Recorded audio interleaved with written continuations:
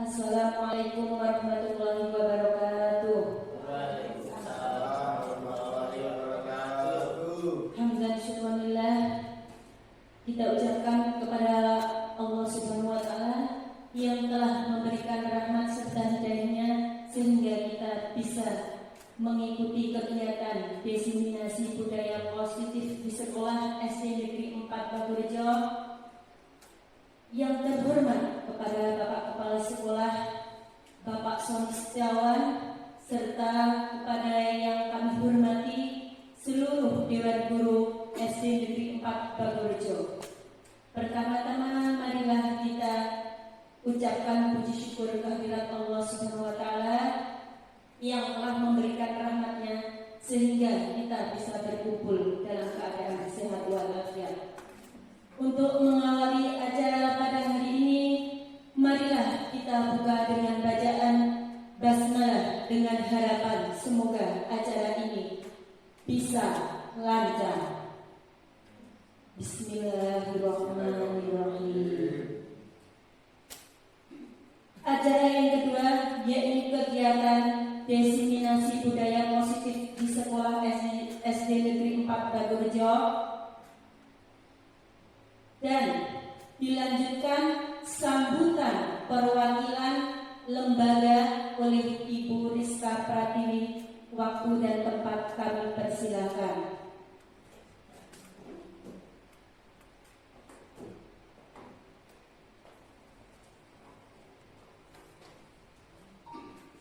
Bismillahirrahmanirrahim. Assalamualaikum warahmatullahi wabarakatuh. Waalaikumsalam warahmatullahi wabarakatuh. Yang saya hormati Bapak Sony Setiawan selaku Kepala Sekolah, yang saya hormati Bapak Ibu Guru yang berbahagia. Alhamdulillah, puji syukur kehadirat Allah Subhanahu wa Ta'ala, kita telah diberikan kesempatan untuk bisa berkumpul melaksanakan diseminasi budaya positif di SD tercinta ini. Salawat serta salam tetap tercurahkan kepada junjungan kita Nabi Muhammad. Semoga kelak kita mendapat syafaatnya di yaumil qiyamah. Bapak Ibu yang berbahagia, saya ucapkan banyak terima kasih karena telah memberikan kesempatan kepada saya untuk bisa mewakili dalam menyampaikan beberapa sambutan, yaitu tentang diseminasi budaya positif di sekolah SD Negeri 4 Bagurejo yang nantinya akan disampaikan oleh Bapak Kepala Sekolah Bapak Sony Setiawan. Mudah-mudahan dengan adanya diseminasi ini kita bisa bermanfaat, entah itu bagi siswa ataupun bagi guru-guru, dan bisa diterapkan juga di kelasnya masing-masing. Mudah-mudahan kegiatan pada pagi hari ini bisa berjalan dengan lancar dan berakhir juga dengan baik. Saya kira sekian yang dapat saya sampaikan. Saya akhiri. Assalamualaikum warahmatullahi wabarakatuh. Waalaikumsalam warahmatullahi wabarakatuh. Sampaikan terima kasih. Untuk acara selanjutnya yaitu pemaparan diseminasi budaya positif kepada Bapak Sony Setiawan. Waktu dan tempat kami bersama. Terima kasih. Assalamualaikum warahmatullahi wabarakatuh. Waalaikumsalam warahmatullahi wabarakatuh.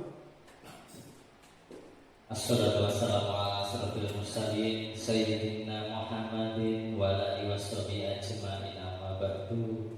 Yang saya hormati Bapak Ibu Dewan Guru SD Negeri 4 Bagurejo, hari yang cerah ini kita bisa melaksanakan diseminasi. Mudah-mudahan bisa kita selalu diberikan kesehatan. Amin.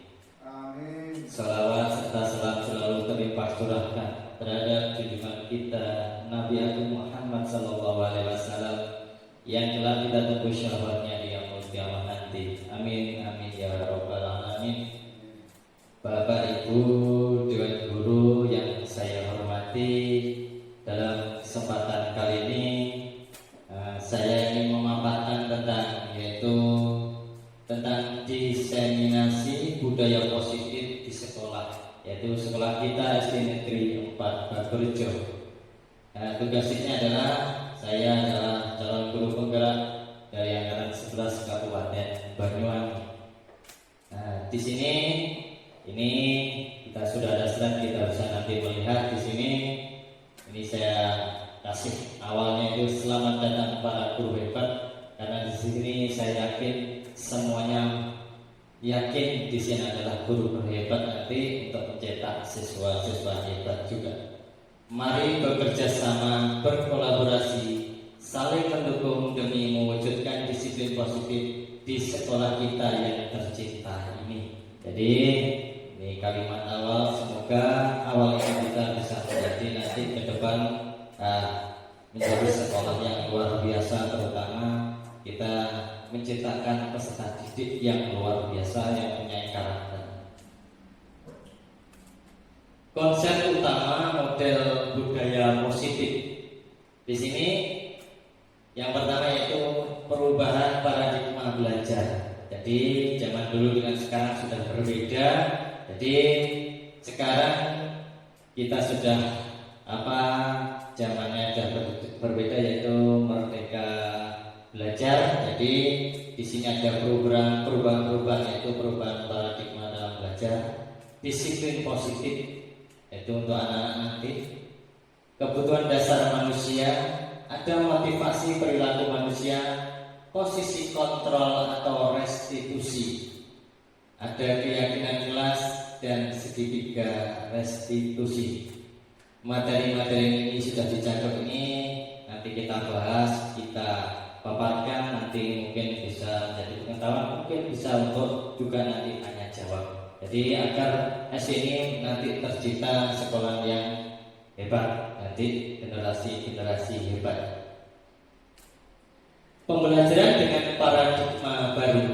Pembelajaran dengan paradigma baru dirancang berdasarkan prinsip pembelajaran yang berdiferensial, sehingga setiap siswa sesuai dengan kebutuhan dari tahap perkembangan untuk mewujudkan profil pelajar Pancasila. Profil di sini ini adalah gambarannya. Mungkin Bapak Ibu juga sering, mungkin bisa biasanya kelas 1 ini sambil bernyanyi, beriman dan bertakwa kepada Tuhan Yang Maha Esa dan berakhlak mulia, berkepentingan global, entah dari tidak terkenal, monggo ini yang penting nanti hafal. Berkepentingan global, bergotong royong, kreatif, bernalar kritis, dan terakhir adalah mandiri. Mungkin gambaran-gambaran seperti ini jangan sudah terbiasa, terutama guru-guru yang sudah melaksanakan kurikulum merdeka, dan alhamdulillah di sini sudah semuanya melaksanakan. Lanjut, disiplin positif. Dalam budaya kita, makna kata disiplin itu dimaknai menjadi sesuatu yang dilakukan seseorang pada orang lain untuk mendapatkan kepatuhan. Kita cenderung mengumpulkan disiplin dengan ketidaknyamanan. Istilahnya di sini begini, anak itu harus disiplin karena sebuah peraturan, jadi bukan karena dalam diri sendiri. Jadi karena takut nanti dihukum atau bagaimana. Karena apa? Jadi nanti kegiatan ini disiplin di sini nanti bedanya. Kalau dalam diri anak nanti kita tanamkan itu tidak menggunakan istilahnya kayak peraturan. Jadi sebagai pendidik, tujuan kita adalah menciptakan anak-anak yang memiliki disiplin diri, sehingga mereka bisa berperilaku dengan mengacu pada nilai-nilai kebajikan universal dan memiliki motivasi intrinsik bukan ekstrinsik. Maksudnya adalah kalau intrinsik itu dalam diri, kalau ekstrinsik dari luar. Jadi kayak kita itu disiplin itu karena ada peraturan yang ada atau karena memang kesadaran diri sendiri. Ini yang harus kita tanamkan kepada siswa, bahwa intrinsik itu lebih penting daripada ekstrinsik. Maksudnya seperti itu. Jadi anak sadar bukan karena takut ada peraturan, karena sadar atas dirinya sendiri, seperti itu. Jadi selanjutnya, disiplin positif merupakan salah satu cara penerapan disiplin yang bertujuan untuk menumbuhkan kesadaran serta memberdayakan anak untuk melakukan sesuatu tanpa sogokan. Istilahnya dikasih hadiah, mungkin kasih apa biar nanti anak itu mau melakukan disiplin tersebut, biar nggak telat anak-anak besok yang datang lebih pagi dikasih permen kan biasanya kelas 1 ya, itu tidak bisa. Jadi itu nanti anak-anak itu akan cenderung istilahnya oh kalau saya pagi dapat hadiah. Jadi bukan karena kesadaran dirinya sendiri, tapi karena ada syukuran ataupun ancaman di sini. Ancaman tidak boleh ancam. Kalau besok kamu telat, Pak, hukum begini tidak boleh. Jadi ini ancaman yang tidak boleh, maupun hukuman. Ancaman dan hukuman mungkin hampir mirip, cuma hukuman mungkin dalam artian di sini zaman dulu kalau kita itu dihukum mungkin berdiri ya di depan kelas ataupun keliling lapangan, ya itu yang memang tidak diperbolehkan. Anak harus melakukan disiplin positif atas kesadarannya sendiri. Jadi bukan karena istilahnya itu ekstrinsik atau faktor-faktor lain yang mereka inginkan. Jadi seperti itu. Selanjutnya, kebutuhan dasar manusia di sini ada 5. Bertahan hidup. Jelas ini kalau bertahan hidup artinya di sini bukan hidup untuk bertahan, tapi bertahan hidup di sini ya. Ini anak. Yang kedua adalah kasih sayang dan rasa diterima, penguasaan, kebebasan dan kesenangan.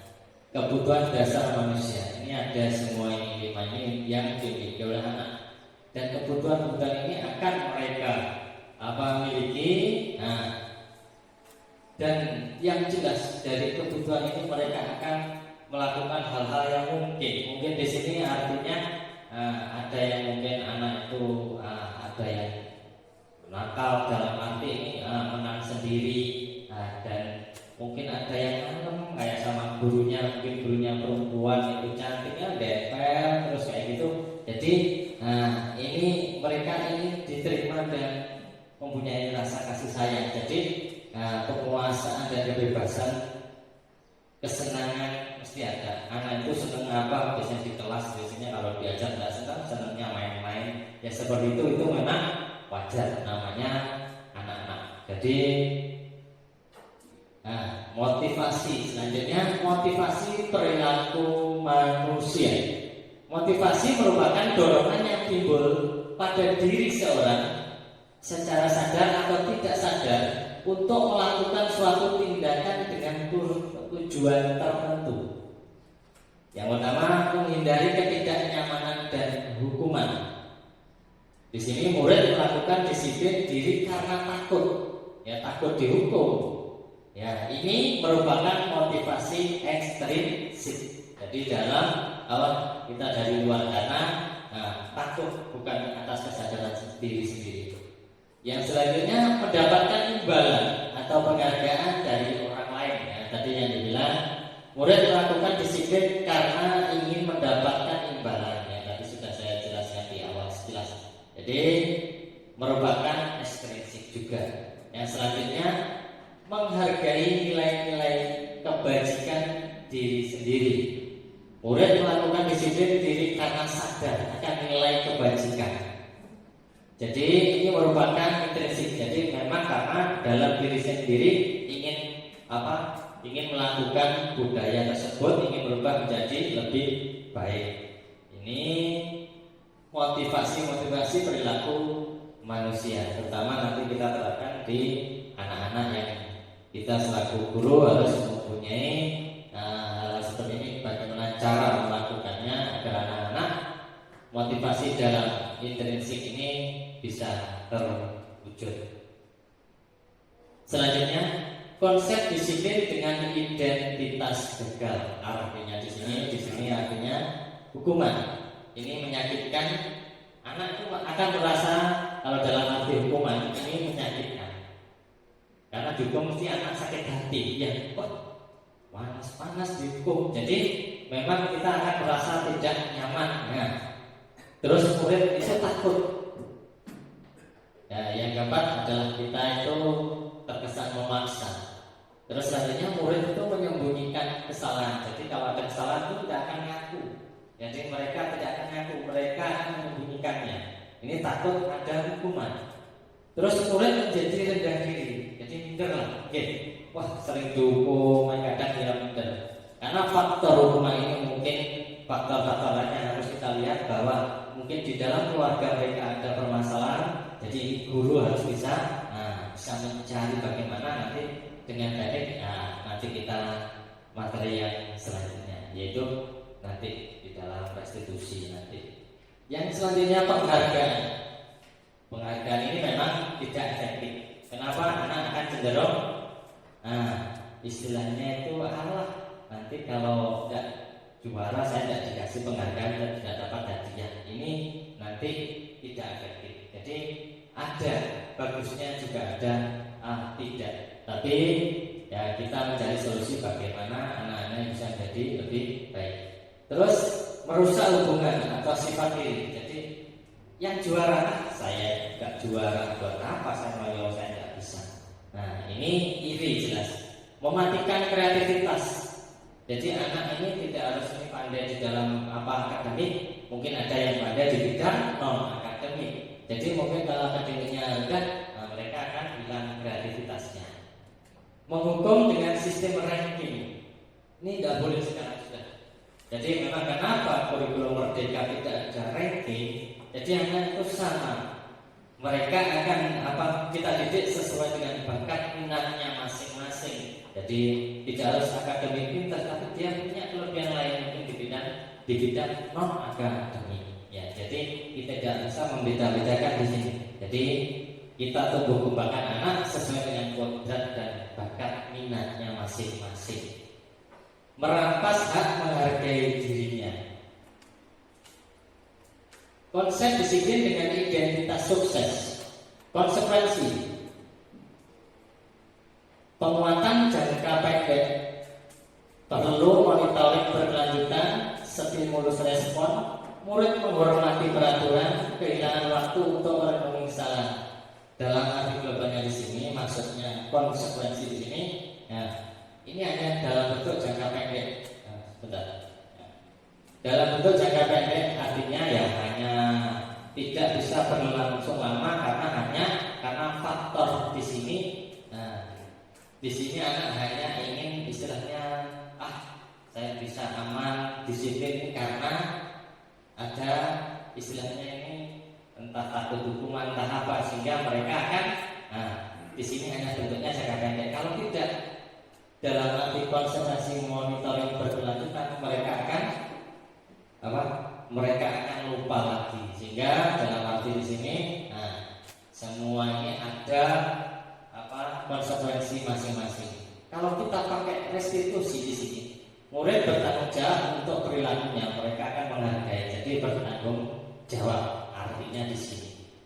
Jadi dalam diri sendiri, fokus pada pemecahan masalah jangka panjangnya. Jadi kalau saya kenapa mungkin sering telat atau terlambat ya, jadi ada kenapa ya saya mungkin tidur terlalu malam atau kenapa. Jadi seperti itu.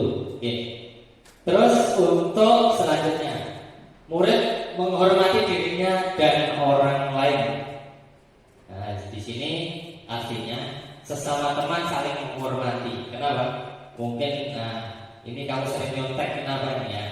Tidak harus langsung dimarahi, tapi bagaimana, kenapa dia sering nyontek. Jadi kita nanti istilahnya ada sebuah video nanti restitusi, kita akan melihatnya nanti biar lebih paham.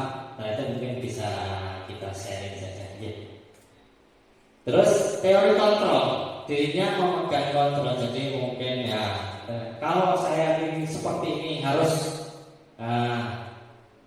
wah ini saya paling pintar, tidak boleh. Kita harus kontrol semuanya ini.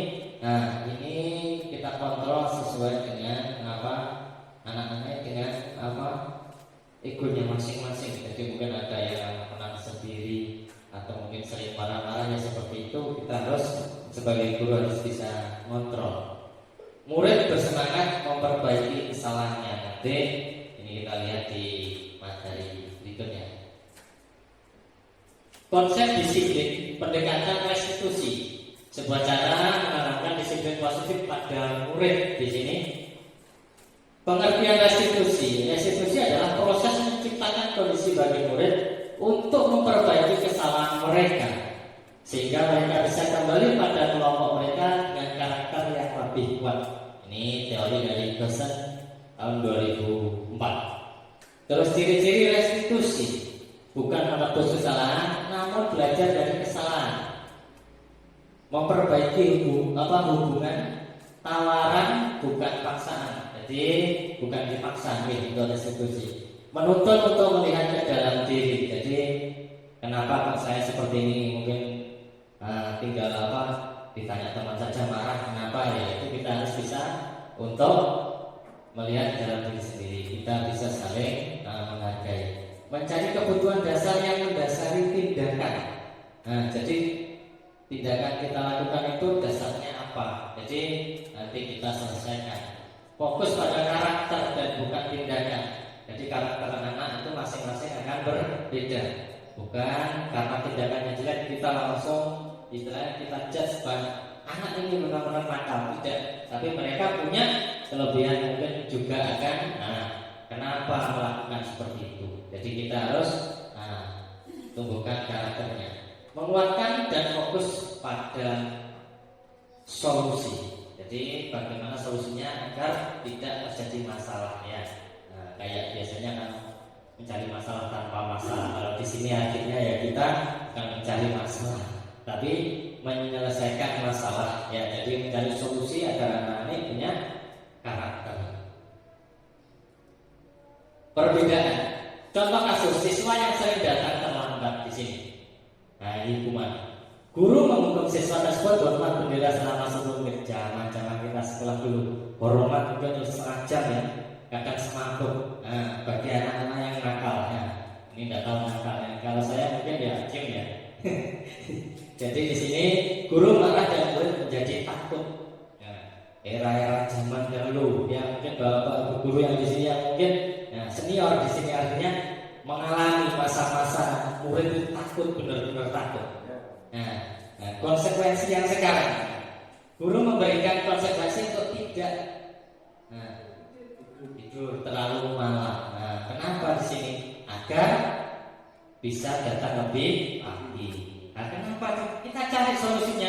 Mungkin anak itu sering main game, orang tuanya tidak ada, mungkin dia kerja. Ya, jadi ini adalah permasalahan-permasalahan yang harus kita cari solusinya agar anak tersebut berubah atas dirinya sendiri.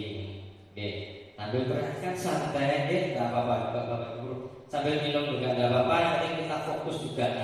Disiplin positif ini bisa tersampaikan, anak-anak menjadi bisa lebih baik, nggak apa-apa. Oke.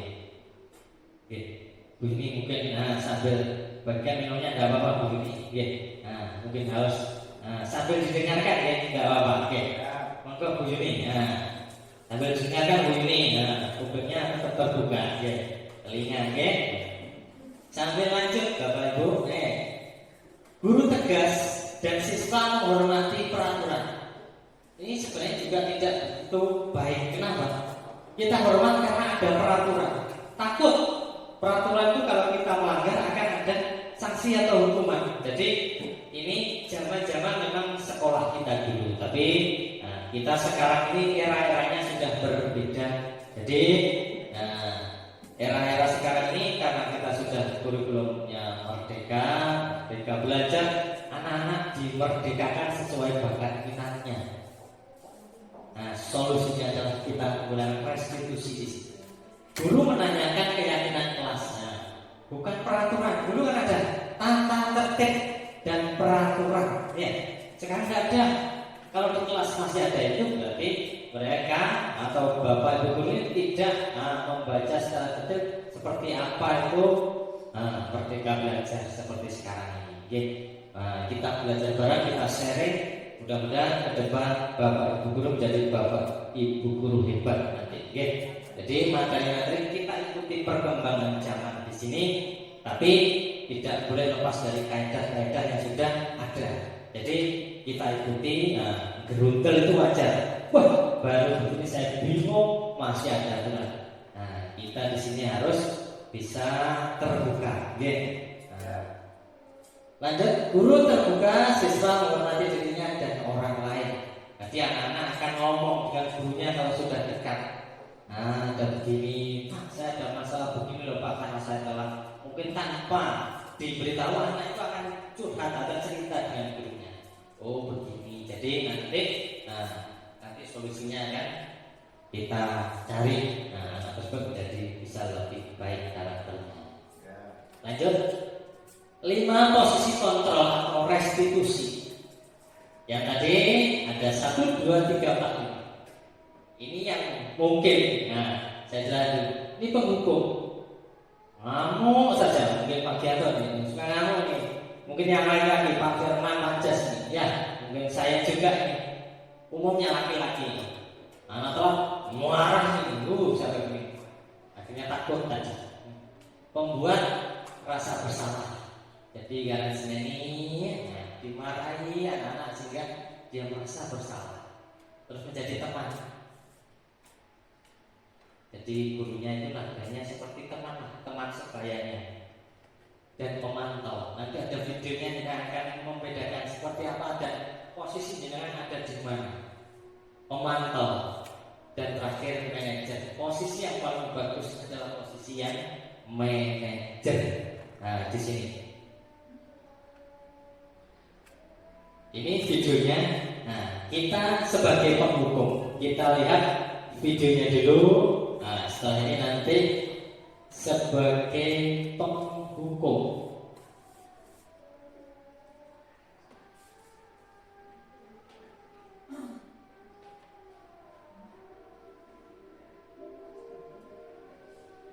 Kurang keras ya, saya dekatkan mungkin tadi tidak ada backsoundnya.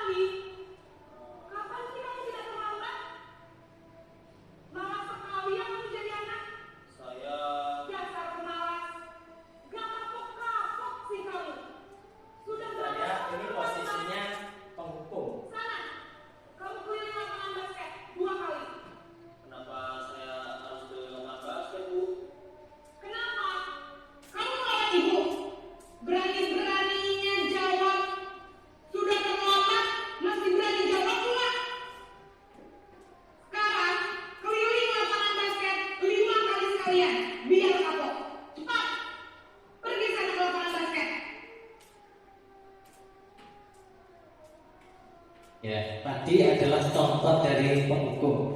Ya, mungkin Bapak Ibu guru. Nah, ini posisinya adalah posisi penghukum. Contoh dari video. Nah, nanti jenengan di posisi mana sebenarnya dari 5 tadi. Posisi penghukum di sini ini menghardik, menunjuk-nunjuk, ya, membentak, ya, menghukum secara verbal atau fisik. Verbal dalam artian ngomong, ya, udah hitam jelek kan gitu katanya. Ya, biasanya seperti itu. Nah, fisik mungkin suruh keliling tadi, keliling lapangan basket. Basket enak, cuma berapa meter lapangan sepak bola. Oke. Jadi seperti ini adalah posisi penghukum. Dampak posisi penghukum, murid menjadi pendendam.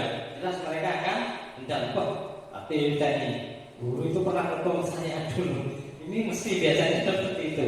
Masih ingat? Tidak menyukai guru mata pelajaran yang diampu. Jadi kalau jenengan guru matematika zaman dulu itu guru matematika yang paling orang, guru agama paling sabar gitu mesti seperti itu. Jadi sekarang tidak ada zaman seperti itu, okay? Selanjutnya posisi merasa bersalah. Kita lihat videonya. Posisi merasa bersalah. Kita lihat dulu.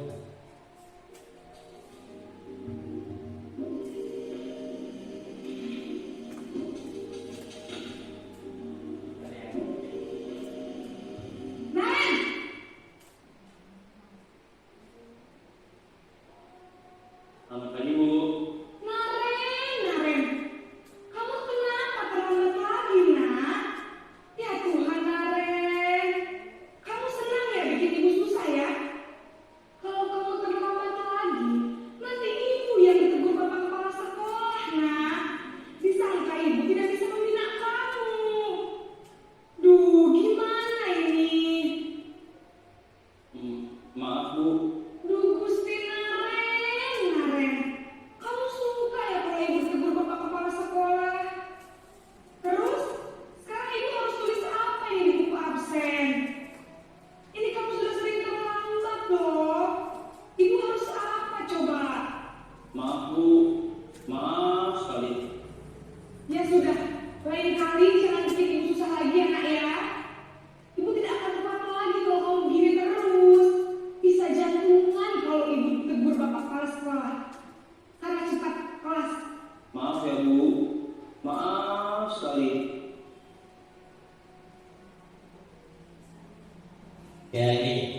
contoh rasa bersalah. Nah, actingnya pinter banget ya, dan luar biasa ya. Nah, ini gambaran saja Bapak Ibu. Nah, selanjutnya posisi merasa bersalah tadi, suara cenderung lembut, ya, lembut, tenang, namun kata-katanya menyalahkan murid, bangga menyalahkan. Guru menyatakan hal-hal yang merasa salah ada pada murid dengan membuat menderita. Dampak posisi merasa bersalah membuat murid merasa bersalah, identitasnya gagal, rendah diri dan menarik diri dari lingkungan. Ini tadi videonya. Sekarang selanjutnya ini posisinya sebagai teman. Ini ada video. Ini tidak ada kabel coloknya. Kita lihat dari sini.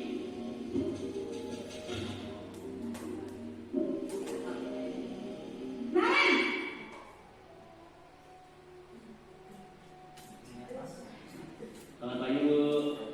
Wah, sudah jam berapa ini nak? Terlambat lagi ya saya. Iya Bu, habis ibu saya lupa bangunkan saya Bu. Kamu malah menyalahkan ibu kamu. Kamu bukannya anak yang larinya paling kencang. Kok terlambat sih? Iya Bu, saya memang terlambat bangun tadi. Jadi biarpun saya lari kencang, tetap gak kesenjar Bu. Ya sudah sana. Nanti lain kali larinya lebih kencang lagi ya. Biar gak terlambat lagi. Bikin seneng ibu. Demi ibu. Bisa kan? Bisa Bu. Ya sudah sana masuk kelas. Ibu beresin urusan absen kamu. Kamu ini ada-ada saja. Ini temannya, jadi kayak ngalung gitu, oke. Ya, ini posisinya teman. Nah, jadi ya, belum lupa, bentar. Itu kita matikan.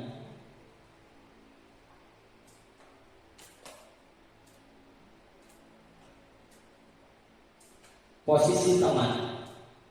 Suara guru akan ramah, cenderung bersenda gurau untuk menghasilkan suasana. Jadi tadi ya, actingnya bagus juga kan, jadi mungkin dari video ini bisa nanti inspirasi.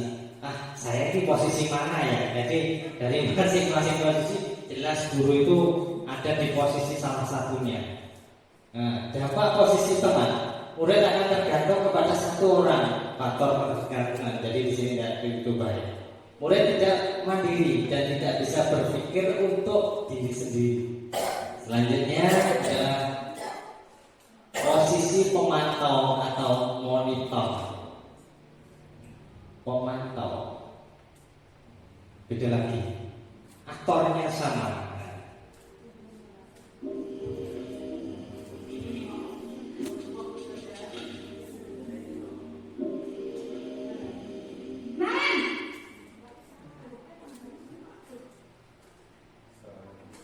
Selamat pagi Bu.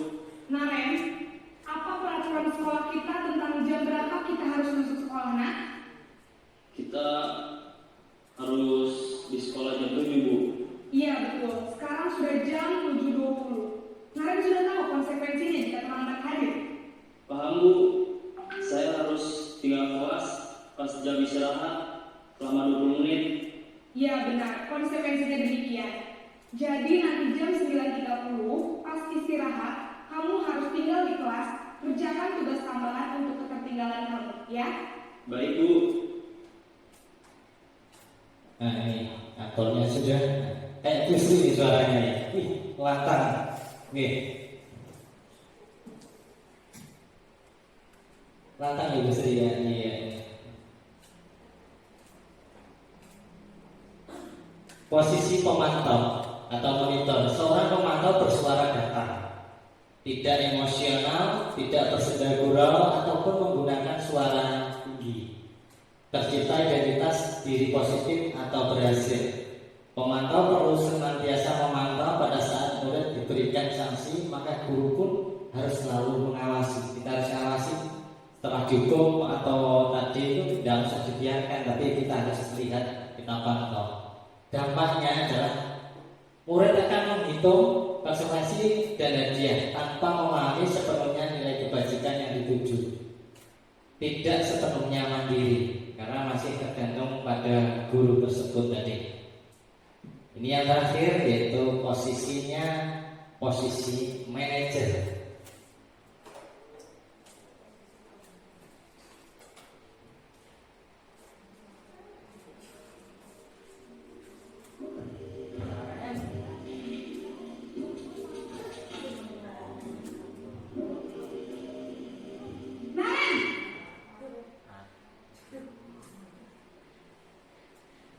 Selamat pagi Bu. Selamat pagi, Naren. Maaf Bu, saya terlambat. Iya, sekolah masuknya jam 7, sekarang sudah jam 7.20. Jadi sekarang bagaimana ini, Naren? Maaf Bu, saya lupa start alarm saya semalam. Baiklah, menurut kamu, keyakinan sekolah yang mana yang perlu kamu tingkatkan? Menghargai diri sendiri dan orang lain mungkin ya Bu. Setuju. Jadi, apakah Naren meyakini prinsip saling menghormati tersebut? Iya Bu, saya meyakininya. Apakah Naren bersedia memperbaiki masalah keterlambatan ini? Bersedia Bu. Bagaimana kamu akan perbaiki masalah keterlambatan ini? Saya akan coba untuk tidak lupa menyetel alarm saya Bu. Baik, kalau Naren lupa menyetel alarm di rumah, ada orang yang kira-kira bisa bantu mengingatkan tidak?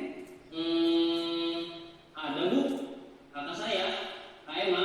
Ada lagi selain Kak Emma? Selain Kak Emma, ada ibu saya. Baik, jadi yang mengingatkan Naren adalah Kak Emma dan ibu kamu ya? Kira-kira akan mulai set alarm kapan nih, Naren? Setelah pulang sekolah, akan segera saya lakukan. Baik, jadi Naren akan setel alarm untuk bangun besok pagi dan akan diingatkan oleh kakak dan ibunda Naren ya. Ada lagi yang mungkin perlu dilakukan, Naren, agar tidak terlambat bangun lagi. Tidak ada Bu. Baik, Naren, terima kasih untuk kerjasama kamu. Sekarang kamu perlu kembali ke kelas untuk belajar. Baik Bu, terima kasih.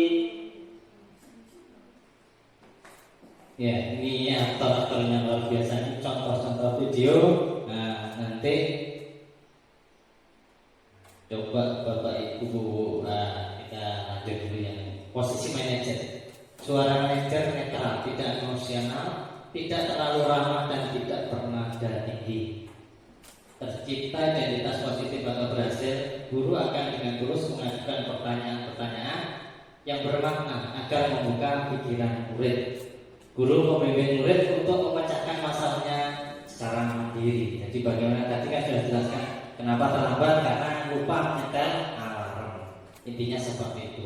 Dampak posisi manajer adalah murid itu mandiri, terus percaya diri dan dapat memecahkan masalahnya. Jadi posisi ini tadi ada beberapa posisi-posisi ya. Nah ini mungkin ini. Nah, tadi saya kembalikan coba yang dari posisi-posisi yang ada 5 posisi. Mungkin Bapak Ibu guru ada di posisi mana? Nah, coba hanya dijelaskan sekilas saja posisi mana saja. Mungkin Pak Jento.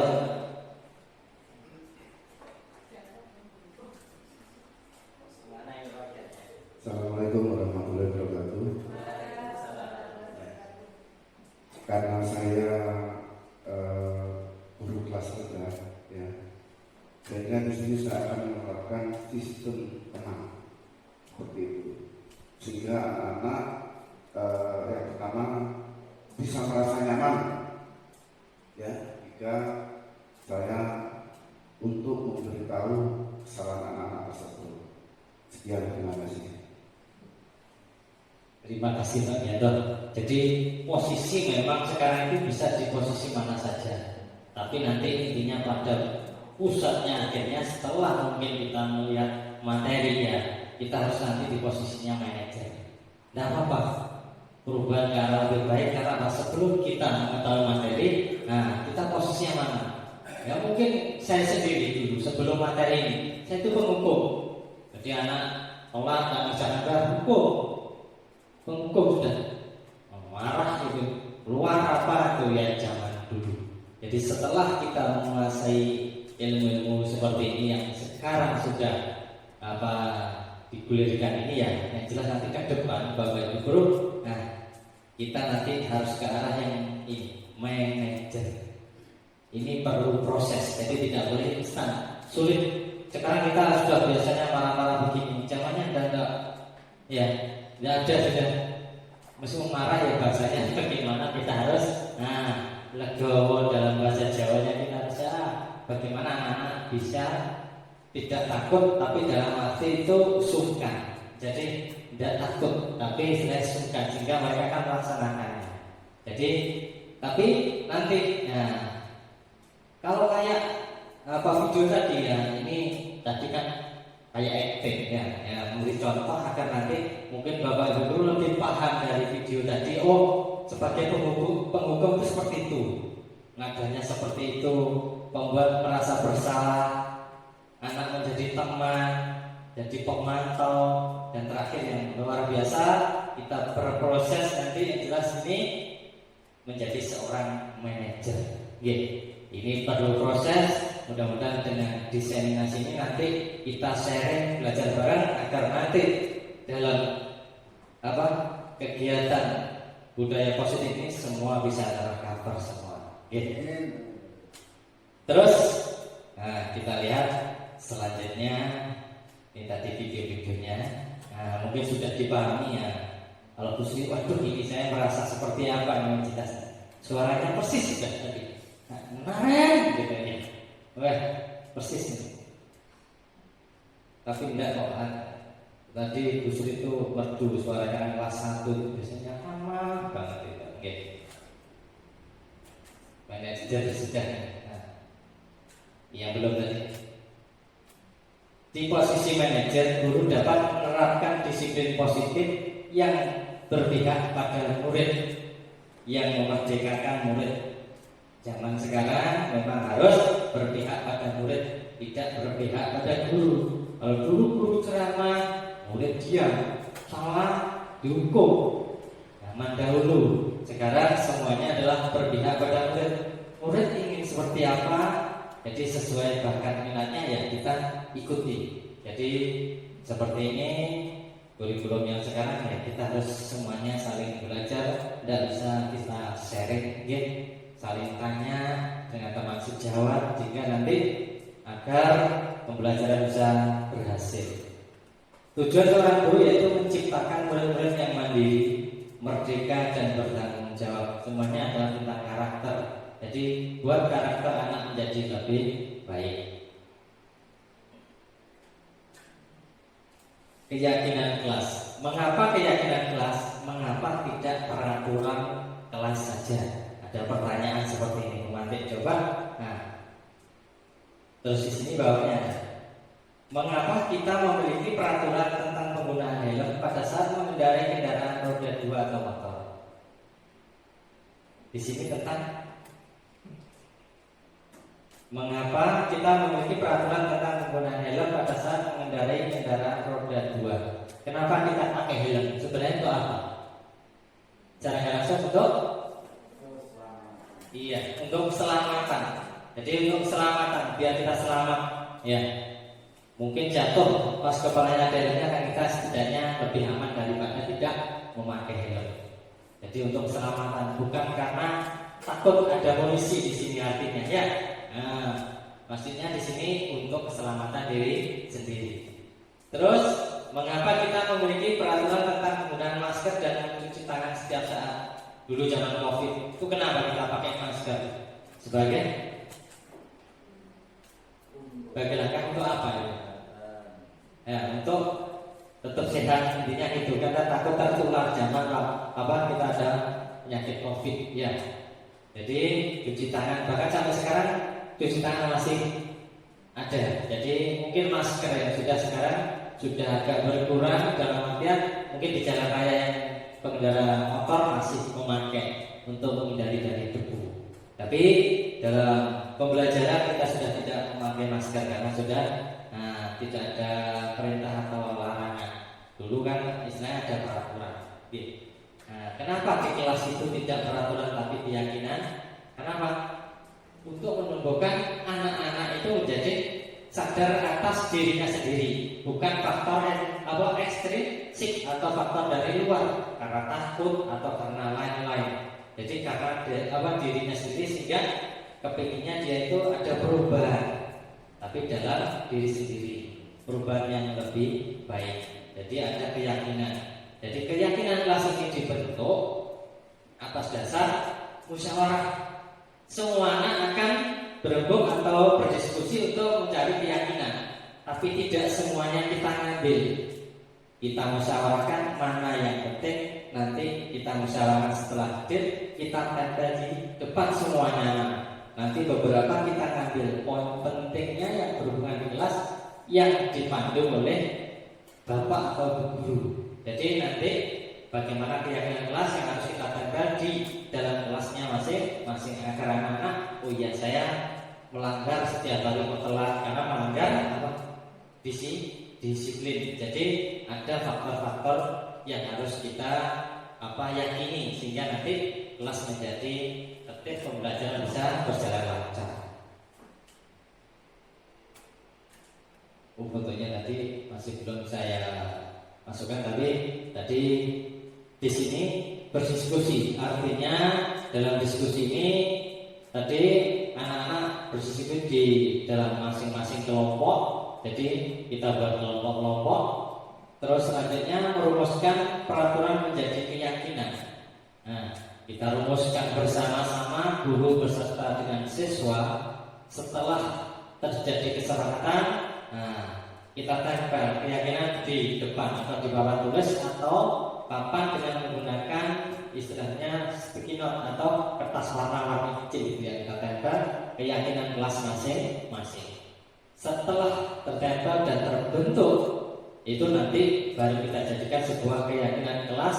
Nah, yang kita tempel di ruang kelas masing-masing. Jadi mungkin bisa saling melihat ruang kelas yang mungkin ada kesepakatan kelas.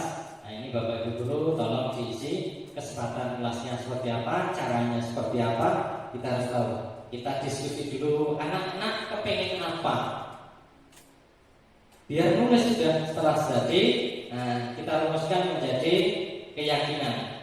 Kenapa? Kata-katanya ini tidak boleh kata-kata peraturan. Dilarang apa? Tidak boleh.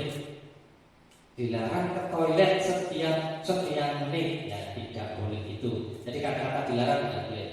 Jadi kalau bisa pergi ke toilet itu istilahnya ada batasan waktu setiap nanti bergiliran atau izin dengan gurunya. Jadi kata-katanya harus kata-kata yang positif, bukan kata-kata larangan. Jadi di sini ini kita keyakinan kelas ini guru bersama siswa. Jadi tidak siswa sendiri atau tidak guru menciptakan kata-kata sendiri, sehingga ini bukan lagi namanya keyakinan, tapi nanti terjadi namanya peraturan lagi. Guru membuat peraturan.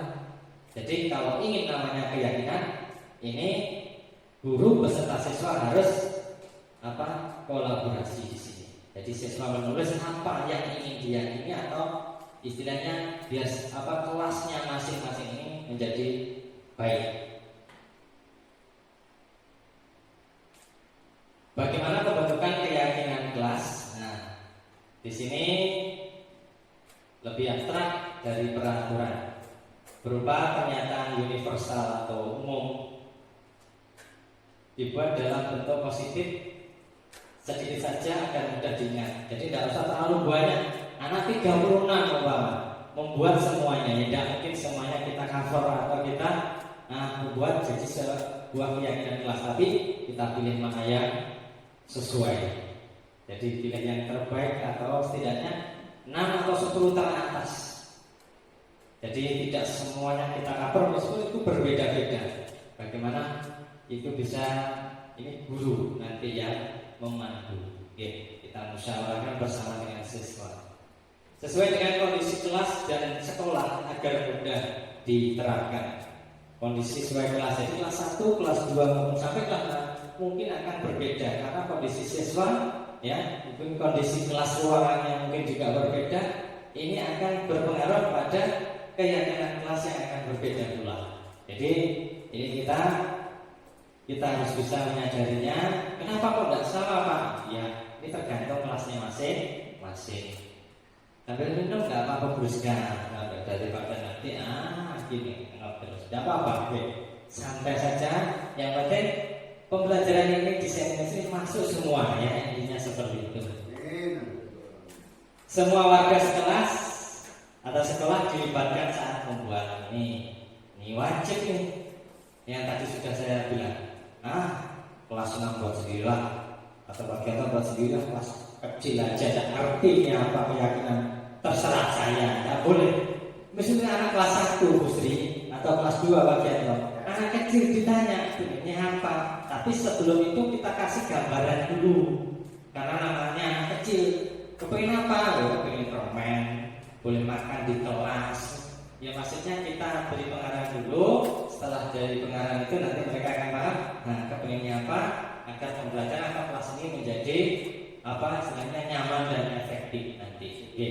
Jadi pengarahan dulu, baru nanti diskusi. Setelah diskusi, hasilnya kita tempel. Semuanya ditempel. Dari semua itu kita pilih mana yang terbaik, atau 10 teratas atau berapa yang teratas kita ambil.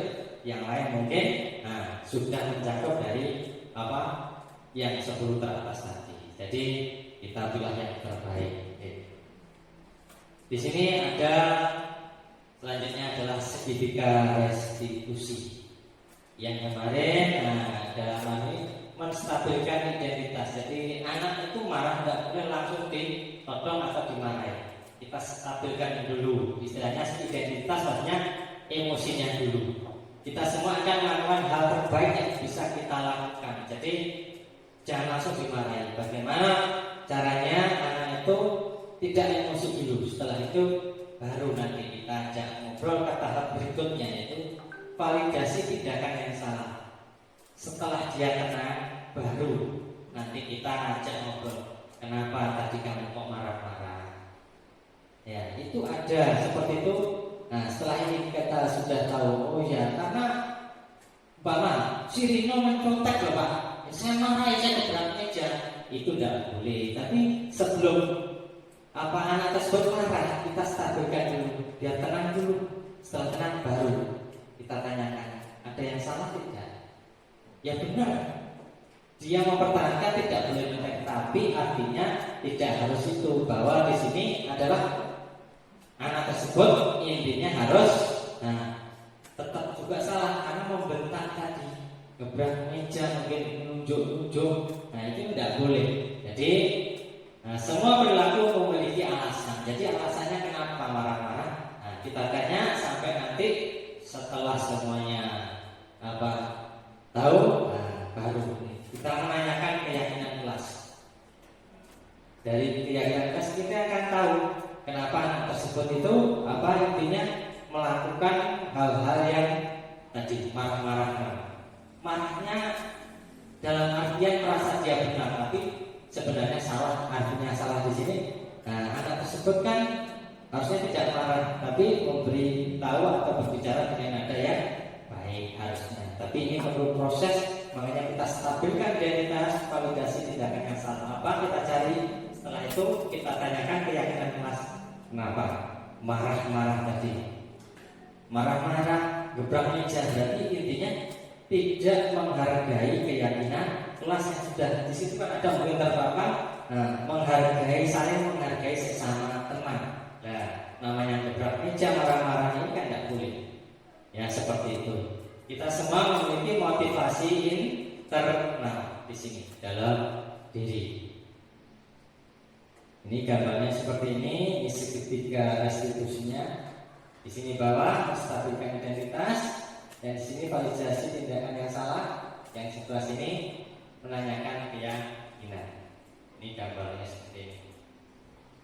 Ini contoh penerapan segitiga restitusi. Ada sebuah video kita lihat dulu.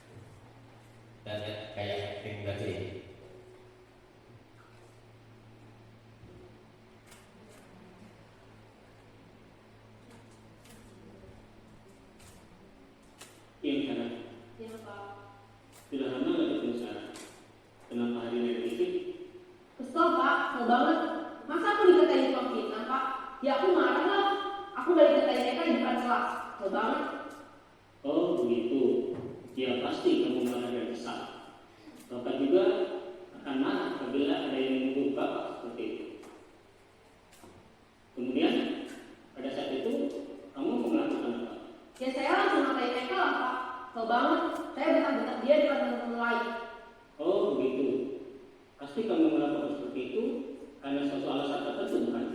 Iyalah, saya diam saja Pak. Ya saya bela diri lah. Masa saya dituduh tukang fitnah? Ya wajarlah. Mempertahankan harga diri itu sesuatu yang penting buat kamu.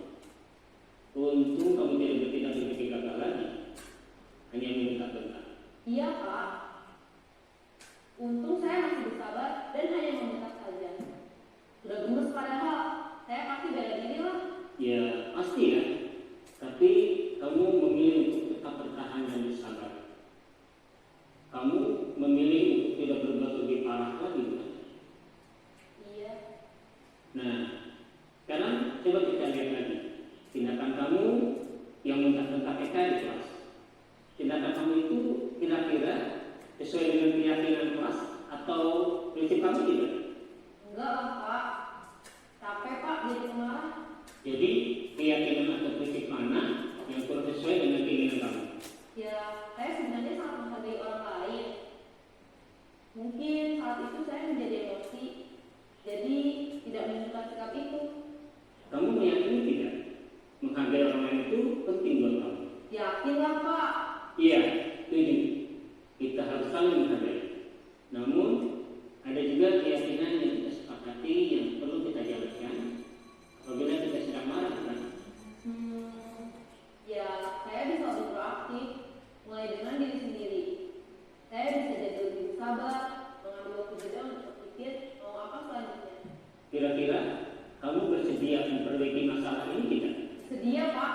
Kalau kamu memperbaiki masalah ini, kamu akan menjadi orang seperti apa? Saya akan menjadi orang yang bertanggung jawab kali ya Pak. Dan senantiasa proaktif. Iya, menurut kamu bagaimana rasanya menjadi orang seperti itu? Ya nyaman lah, bangga bisa bersabar dan menahan diri. Baiklah kalau begitu. Yuk kita pikirkan bagaimana memperbaiki masalah ini.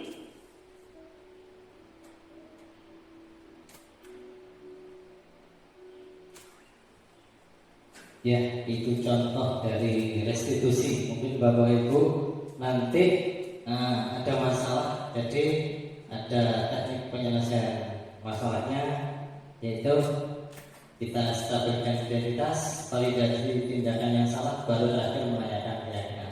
Ini contoh-contoh yang harus diterapkan di era-era yang sekarang ini. Jadi bukan era-era zaman dulu. Mudah-mudahan bisa dilaksanakan untuk kebaikan siswa. Dalam menerapkan program disiplin positif, hendaknya guru memiliki standar kepribadian, profesional, dan sosial yang baik. Seorang guru harus mampu berefleksi pada posisi kontrolnya saat ini. Bagaimana perjalanan dirinya sebagai seorang among atau posisi manajer yang menuntun murid-murid menjadi insan yang mandiri, merdeka, dan bertanggung jawab. Ini intinya dalam standar nasional pendidikan. Nah, dari materi-materi yang tadi, ini sudah selesai. Mungkin Bapak Ibu ada yang ditanyakan. Silahkan mungkin kita bisa sharing atau mungkin yang bertanya, mungkin ada yang bisa jawab. Kita sharing ilmu di sini agar pembelajaran ini bisa menjadi maksimal. Mungkin ada yang bertanya? Ada tidak? Sawon? Dari materi di sini sudah saya paparkan semua dari awal hingga akhir tentang budaya positif. Bapak Ibu di sini mudah-mudahan nanti bisa diterapkan di kelasnya masing-masing, agar nanti pembelajaran dan siswa kita mempunyai karakter yang baik, sekolah menjadi aman, nyaman. Ya, dalam artian di sini kita selesaikan permasalahan menggunakan segitiga restitusi. Jadi sudah saya paparkan, insyaallah dari ini mungkin belum bisa, nanti bisa menjadi lebih baik, yaitu menstabilkan identitas, validasi tindakan yang salah, menanyakan keyakinan. Tidak harus seperti video yang saya tadi ucapkan, setidaknya ada 3 langkah ini kita lakukan. Kata-katanya ya setidaknya disesuaikan dengan istilahnya intonasi dan logat kita masing-masing, daerah kita masing-masing. Jadi tidak seperti itu yang bapaknya standar begini tadi ya, terus yang kayak tadi yang sifatnya itu tetap keren, ya ini nggak bisa. Setiap orang beda-beda. Kalau tuliskannya kalem, Bu ini kalem, Bu Ani suka kalem, jadi beda. Jadi kalau yang kayak tadi nggak mungkin. Jadi setiap orang punya karakter berbeda. Intinya kita bisa menyelesaikan tugas kita sebagai pendidik menjadi lebih baik. Itu saja yang bisa saya sampaikan. Terima kasih atas segala waktu dan tenaganya untuk bisa hadir di sini untuk menerima, istilah bukan menerima, kita sharing di sini materi tentang budaya positif. Mudah-mudahan bermanfaat untuk saya dan semuanya, yaitu khususnya lembaga kita tercinta yaitu SD Negeri 4 Bagorjo. Terima kasih, salam dan bahagia. Assalamualaikum warahmatullahi wabarakatuh. Saya kembalikan ke MC. Disampaikan terima kasih. Acara selanjutnya yaitu penutup. Dapat kita tarik kesimpulan mengenai destinasi budaya positif yang dapat kita ambil. Semoga kita semua dapat melaksanakan budaya positif dalam kehidupan sehari-hari demi terwujudnya tujuan